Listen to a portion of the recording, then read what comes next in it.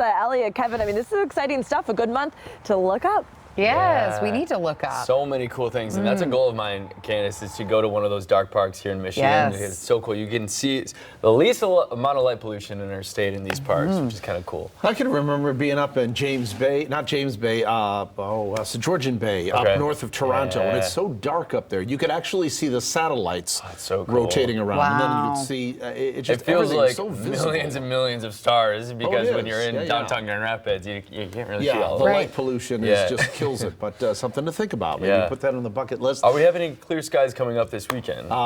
We do. Okay. And we have some warmer temperatures. And if you look at what's going on out there right now, take you up to Northern Michigan University. How about that? So there's some snow on the ground still left up there in Marquette.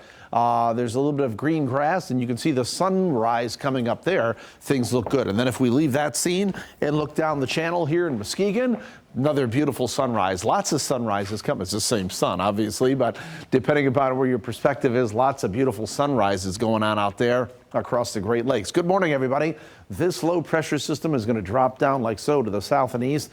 It's creating a little bit of lift. It's weak. There's not a lot of moisture to it, but we may pick up some rain showers tonight going into the first part of tomorrow, especially from Grand Rapids northward. I think the daytime hours today look pretty much dry. As we look at live Doppler radar, there's really nothing on it, but we do have some high and mid-level clouds beginning to stream in out ahead of that. And there are a few showers, what we call upstream, that are going to move our way. Some of this will fall apart because the air mass is fairly dry, but I think as the time we get into the evening and the overnight hours in the first part of tomorrow, there may be some showers making it to the ground by those times. We're 41 on the south side of Kalamazoo, 38 in Battle Creek. Grand Junction is 38 degrees. It's 37 in Hopkins.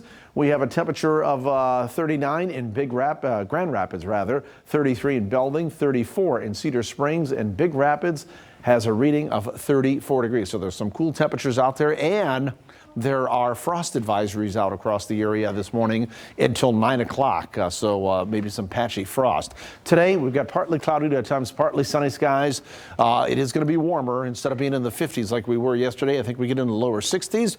We do have the chance of some PM and nighttime showers from Grand Rapids northward. Today's wind out of the west turning southerly at about 5 to 10 miles per hour, so the winds will be a lot lighter as well. 9 o'clock this morning. This forecast model tries to bring in some showers across our northern counties.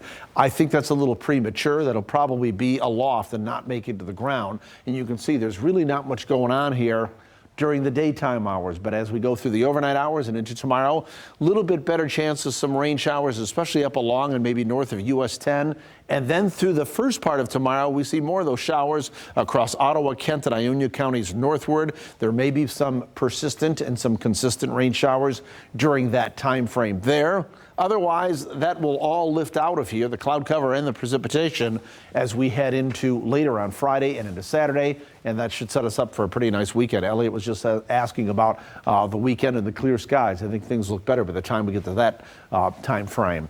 GFS forecast model is outputting precipitation here.